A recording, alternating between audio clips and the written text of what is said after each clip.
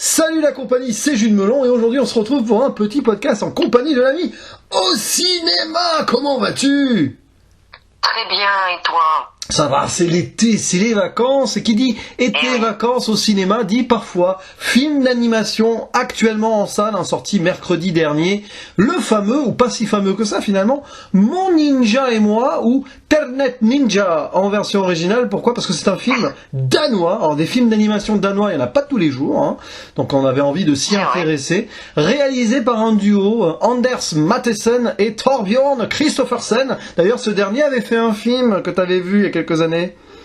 Oui, Ronan le Barbare, si je me souviens bien, qui, d'ailleurs en VF, il y avait Kev Adams qui faisait la voix principale, il me semble. Ouais. C'était un film d'animation très axé pour les adultes. Ouais. Enfin, on en reparlera parce que finalement, il y a certaines touches du style de Ronan le Barbare qui se retrouvent dans Mon Ninja et moi. Oui, parce que bon, c'est un film d'animation pour enfants, mais pas que. C'est un petit peu, on va dire, très large public, qui raconte l'histoire, en grosso modo, d'un jeune adolescent qui s'appelle Alex, qui est un petit peu tyrannisé à l'école. Alors, c'est le stéréotype, voilà, le gars qui est pas très populaire, et qui vit dans une famille un peu recomposée avec son beau-père, son beau-frère, un peu, etc. Et un beau jour, il y a son oncle, qui est marin ou quelque chose comme ça, je sais pas, qui débarque, qui lui offre une poupée ninja bizarre qu'il a récupérée, on sait pas trop comment, dans son bateau. Enfin, nous on sait au début du film comment elle est arrivée là, cette poupée. Et alors, quand il reçoit cette poupée, qu'est-ce qui se passe ? Très vite, elle va prendre vie et parler à sa place, imiter des voix et lui rendre des petits services pour qu'il soit plus cool, mais en fait il y a quelque chose derrière cette poupée. Elle veut se venger, elle a un esprit vengeur japonais en elle, parce que là où elle a été créée, disons qu'il y a un vilain monsieur, un vilain mania des jouets, je sais pas trop quoi, qui a battu à mort un enfant. Oui, c'est très glauque, la première scène du film est assez inattendue, je dirais. Et après, on va suivre les aventures d'Alex et de cette poupée ninja ils vont interagir pour essayer de trouver celui qui a fait ça au début du film, etc., etc. Ouais. Avec en même temps une romance. Bon bref, on a les stéréotypes maximum ici, mais est-ce que pour autant ce film en est un de stéréotypes ? Qu'en as-tu pensé, mon cher Louis Archibald ? Enfin, au cinéma, bien sûr. Alors, par où commencer ? Oui, c'est dur, hein ? C'est-à-dire que le film est assez spécial parce que durant l'entièreté du visionnage et même après, je sais pas trop où le film voulait m'emmener en fait. Je sais pas trop pour qui est axé le film parce que on va pas le cacher, c'est censé être un film pour enfants. Enfin, toute la communication est assez axée sur ça. Ouais. Mais c'est-à-dire que ça traite des sujets assez lourds. Il y a certains moments, qui sont assez axés sur le sexe. Oui. Ce qui est étonnant dans un film d'animation quand même. T'as des scènes, par exemple, pour reprendre le personnage de son oncle qui est littéralement un gros bof. Oui, d'ailleurs, c'est le Capitaine Haddock, en plus vieux. Voilà quoi. Enfin, il y a certaines scènes un peu. Tu parlais de cette scène d'ouverture qui est quand même assez. Ça fait peur. Inattendue, oui, c'est vrai. Ouais. Et je pense que les parents qui ont emmené leurs enfants en salle ont été un peu étonnés par cette ouverture de film. Ouais. Mais c'est vrai que sinon, hormis ça, j'ai pas trouvé ça transcendant. C'est pas mauvais pour autant. Non, ouais. L'animation est pas faux folle, on va pas le cacher. Ouais. C'est assez même pas spécial. Il y a rien d'étonnant dans le film. C'est assez sympathique. C'est un petit truc qui passe par-ci par-là, qui te fait passer un moment. Je dirais pas agréable, mais voilà, tu te mets devant, tu te poses, c'est une histoire assez banale au final, c'est-à-dire qu'on a déjà vu ça plein de fois, quoi. Mais c'est vrai qu'il y a des petites idées par-ci par-là, comme notamment, c'est pas vraiment un spoiler parce que c'est dit même dans les bandes annonces et tout, mais des idées comme par exemple Ninja qui peut changer de voix, c'est assez intéressant. Oui, c'est marrant. T'as des trucs... même au niveau de la mise en scène, t'as des espèces d'idées assez intéressantes. À un moment, je sais pas si tu vois bien, à un moment où ils font une espèce de séance d'entraînement, en quelque sorte. Ouais. T'as des espèces d'idées de mouvements de caméra qui font un peu de reportage documentaire, c'est assez intéressant. Ouais. Mais c'est vrai que ça va pas plus loin, quoi. Mais en fait, j'ai pas vraiment de choses à dire dessus parce que c'est pas pas mauvais et c'est pas incroyable. Et toi, qu'est-ce que tu en as pensé? Alors c'est un film qui est très étrange parce que très enfantin sur certaines blagues et tout, sur d'autres blagues très adultes, et c'est un film qui part dans tous les sens au niveau des gens. Hein. T'as un début assez horrifique quand même, hein, la création de la poupée après la mort du jeune enfant. D'ailleurs, critique sociale ici des jeunes enfants qui fabriquent des jouets dans les pays asiatiques, parce que ça se passe en Thaïlande. Donc là, directement, bon, ça nous rappelle Nike hein, et compagnie. Bon là, c'est les jouets. Donc c'est assez acerbe comme début. Ça fait réfléchir les enfants, hein, d'ailleurs. Quand ils voient ça, ils se disent mais maman, mais papa, mes jouets, ils sont aussi faits par des enfants. Tu vois, je suis sûr qu'il y a des enfants qui se sont posés cette question-là. Oui, c'est vrai que d'un côté, ce début est assez fort, c'est-à-dire que ça traite des thématiques derrière qui sont quand même actuelles. Ouais. C'est-à-dire que voilà, c'est quand même un propos assez fort, mais d'un autre côté, est-ce que ça peut pas déranger certaines personnes parce que finalement, comme je disais dans sa communication, le film c'est beaucoup axé sur les blagues un peu pipi caca qu'on retrouve dans le film. Oui. Mais pas vraiment sur ce côté-là assez dur du film. Et c'est vrai que ça peut, dès le début... c'est un peu le souci, hein. Je dirais pas choqué, mais... j'irais pas jusque-là, mais... ça surprend, en tout cas. C'est vrai que c'est dur quand même comme début. Bah c'est une tonalité étrange parce on passe de quand même quelque chose de très violent psychologiquement à des trucs très légers, puis on revient dans une psychologie un peu plus dure, puis à un moment on parle dans des blagues un peu on va dire basées sur le sexe. Alors, le personnage du beau-père, il y a un truc très malaisant quand même à un moment. Ouais, à un moment j'étais mal à l'aise parce que il y a donc le jeune Alex qui est amoureux de Jessica, une jeune fille de son collège, et il y a le beau-père qui dit ah oui c'est un joli petit lot et tout. Petit moment. Il y a un truc qui m'a malaisé un peu au début du film. Ouais. Tu vois, quand on rencontre le personnage d'Alex et plus précisément son oncle, qui arrive là et qui tape les fesses et qui lui dit ah oui j'avais oublié #MeToo. Ah oui, oh là là, oui, c'est un film qui veut un peu parodier les mouvements aussi. Il y a beaucoup de hashtag machin, hashtag truc à un moment. Bon, mais c'est quoi ce début, quoi. Je pense que c'est une volonté des deux réalisateurs de mettre mal à l'aise un petit peu avec des polémiques retournées ou alors ce début très horrifique parce que la mise en vie de la poupée, ça rappelle Chucky. Je sais pas si tu connais cette saga Chucky. Si, je connais Chucky. D'ailleurs, ça fait énormément penser au début du Child Place, le remake qui avait été fait l'année dernière. Ah bah c'est ça. C'est clairement une poupée qui pourrait... elle est pas maléfique au début, mais bon, vu qu'elle a envie de se venger, je pense qu'il y a un hommage à Chucky là-dedans. Hein. Oui, là-dedans. En fait, le film, c'est jamais, comme je disais, comme on l'a dit tous les deux, on ne sait jamais où se placer, en fait. C'est ça. C'est-à-dire que c'est pas... je dirais pas que c'est vraiment un film... pour toute la famille, hein, parce que si on mène un enfant de 3 ans, ça va quand même, voilà quoi, ça va le... C'est pas vraiment, en même temps c'est pas vraiment un film pour enfants parce que t'as des scènes assez chocs comme au début, t'as des moments avec des blagues de sexe qui sont ouvertement montrées, c'est-à-dire que ça cherche même pas à faire des trucs subtils. Oui, parce que le côté beau-père qui a des penchants pédophiles à un moment quand même, et après on trouve des revues où il mate des femmes matures. Oui, voilà. Et alors, ce qui est terrible, c'est que la famille est témoin de ça, mais jamais, il est toujours tranquille, hein, sa femme ne le quitte pas et tout, ça a l'air particulier quand même. Et oui, et puis même et puis d'un côté, c'est pas non plus pour parce que t'as des blagues genre pipi caca, t'as des espèces de blagues où ça se moque du poids de son demi-frère, hein, il dit je sais pas pourquoi son oncle lui dit ça va mon gros, c'est pour bientôt le bébé.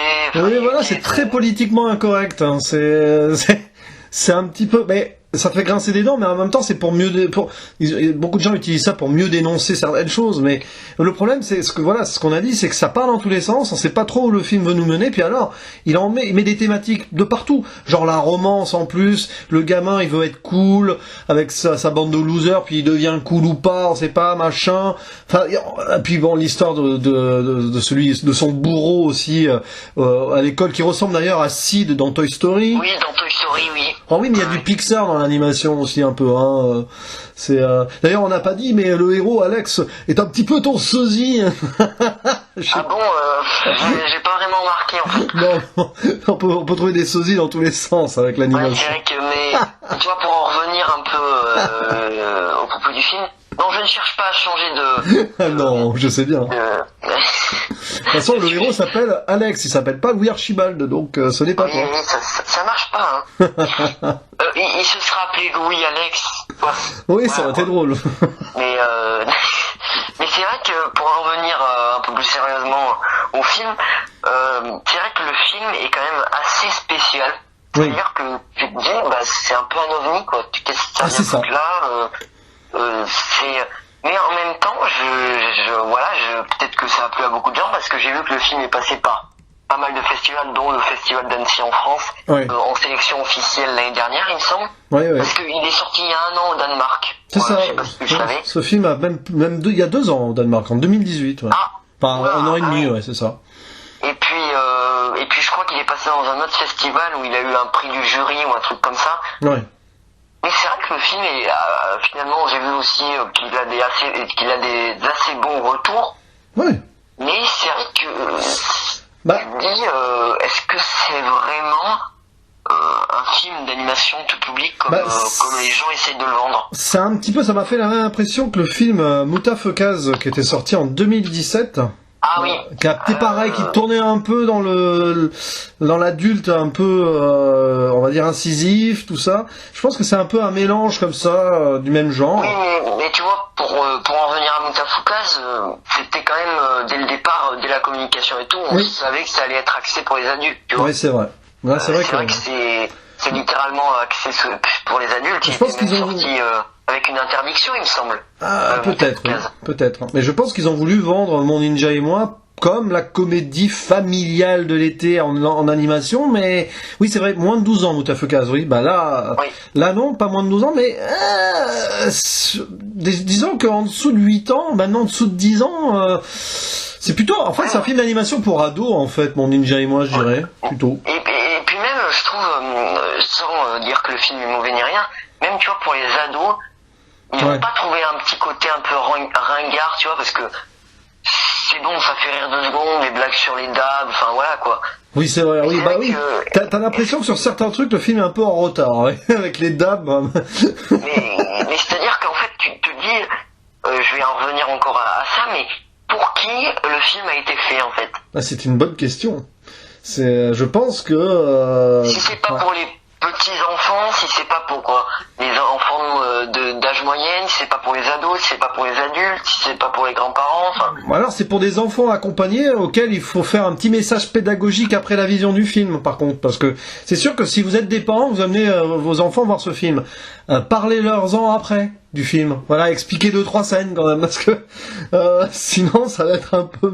ça va faire bizarre. C'est vrai que, je trouve quand même que les cinémas devraient, et d'ailleurs il me semble, alors je veux pas dire de bêtises ni rien, mais il me semble qu'il y a quelques semaines de cela, tu vois, je traînais un peu sur Allociné, c'est là que tu vois si des films ont des interdictions et tout à quelques moments de leur sortie, et il semble que j'avais vu, alors peut-être que je me trompe, mais que à un moment le film avait une classification, tu sais, avertissement, des scènes peuvent choquer, la sensibilité du jeune spectateur et tout, et je crois qu'à quelques jours de la sortie ou à quelques semaines, l'interdiction a été levée. Ah ouais, c'est bizarre, hein. Peut-être pour faire en sorte que le film fonctionne, mais bon, après, c'est sûr que, de toute façon, après c'est le rôle pédagogique des accompagnateurs, je pense pas que des enfants iraient voir le film seuls, enfin...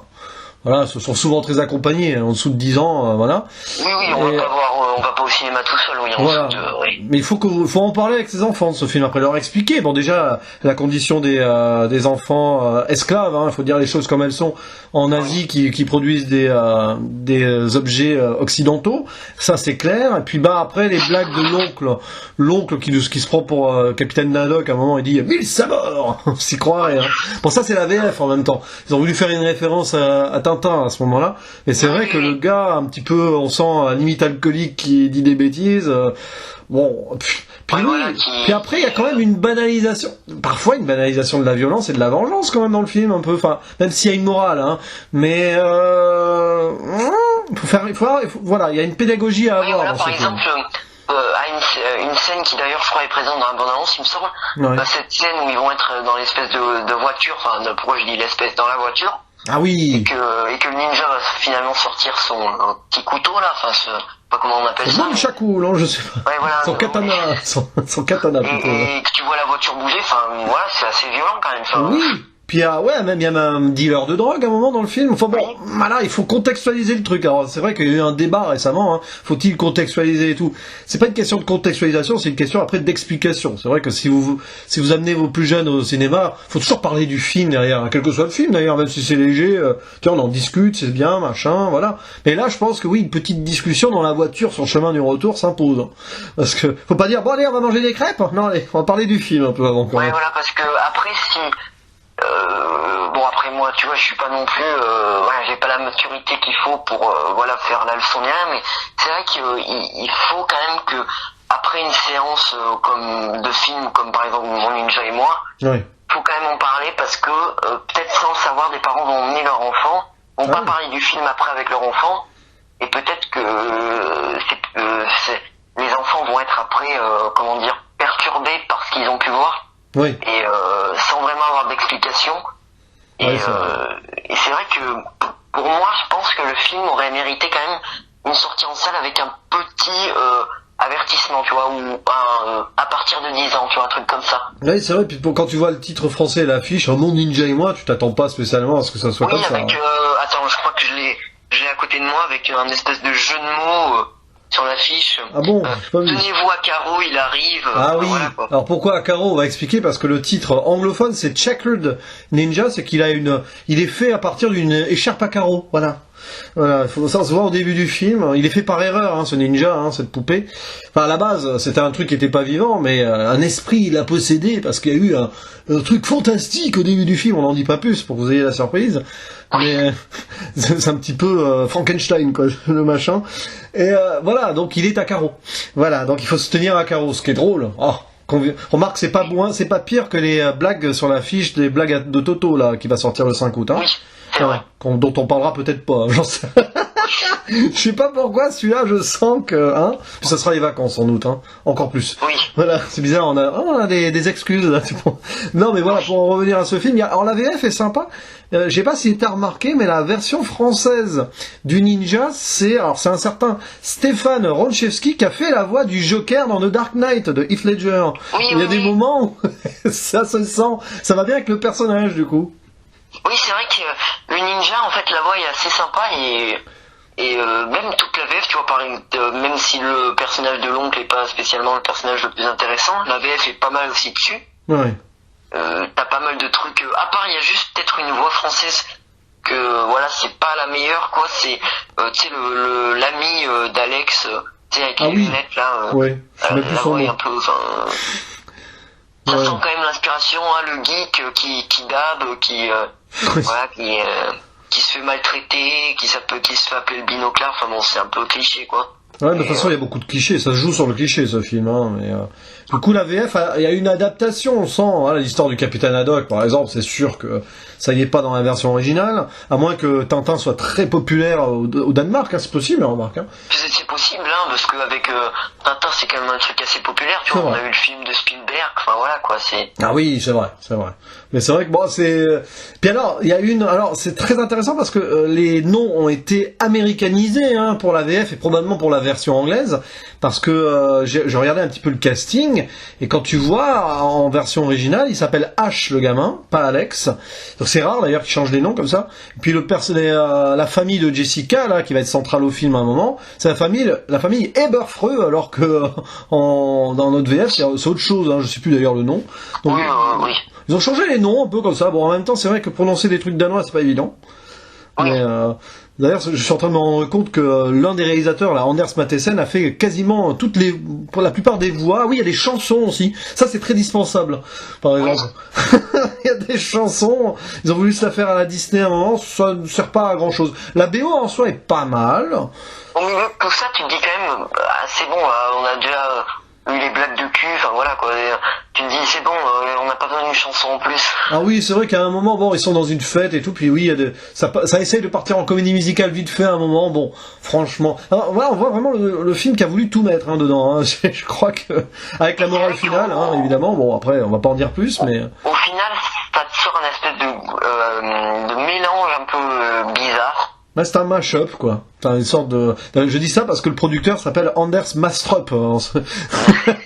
Je vois son nom, là, donc... Mais c'est vrai que c'est bizarre de parler de ce film parce que je sais pas trop où me placer, en fait. C'est-à-dire que... Bah, c'est un film d'animation qui est hybride. C'est ça, c'est un film hybride. Mais tellement hybride qu'à un moment, on ne reconnaît plus la créature. Hein. Oui. Mais bon... C'est vrai que... Mais c'est vrai que pour l'instant, je vois que le film marche assez bien. Ouais. Il est attendu par pas mal de personnes parce que étant passé par plein de festivals et le retour, par exemple, du réalisateur de Ronan le Barbare, c'est que beaucoup de gens aiment ce film. Ouais. Mais c'est vrai que du coup, le film ne se fait pas tacler, quoi. Enfin, non, il a 6,7 de moyenne sur Sens Critique, c'est quand même pas mal pour un film d'animation. Mais du coup, tiens, on parle... Alors, 6,2, pardon, bon, on en est pas loin. Mais du coup, puisqu'on parle de ça, je pense pas qu'on fasse de zone spoiler, parce qu'en soi, le final, il se passe des trucs, bon... C'est assez prévisible, quoi. Enfin... Voilà, il y a une tentative de morale, il y a une tentative d'ouverture vers une potentielle suite aussi, d'ailleurs, soit dit en passant. Pourquoi pas, mais bon, après... Pourquoi pas? Est-ce que ça aurait beaucoup d'intérêt Ça dépend ce qu'ils en font, on sait jamais, mais bon, ça, si le film marche, peut-être qu'ils en feront une suite, remarque, hein, pourquoi pas, on en parlera le cas échéant, hein, après tout. Mais du coup, comment conclure? Alors, conclure avec notre avis final et notre petite note. C'est pas facile à noter comme film d'ailleurs. Oui, alors, c'est vrai que... Qu'est-ce que tu en dirais pour conclure? Pour conclure, eh bien, je dirais que c'est un film très spécial, c'est-à-dire que on n'a pas l'habitude de voir ça, c'est-à-dire que finalement c'est assez étonnant dans tout ce que ça essaye d'entreprendre. Ouais. C'est parfois un peu malaisant, parfois même malsain, je dirais. Ouais, bah oui. Il y a des trucs assez, osés, mais c'est vrai qu'au final, l'animation est assez plate. Enfin, j'ai pas trouvé ça transcendant quand tu regardes.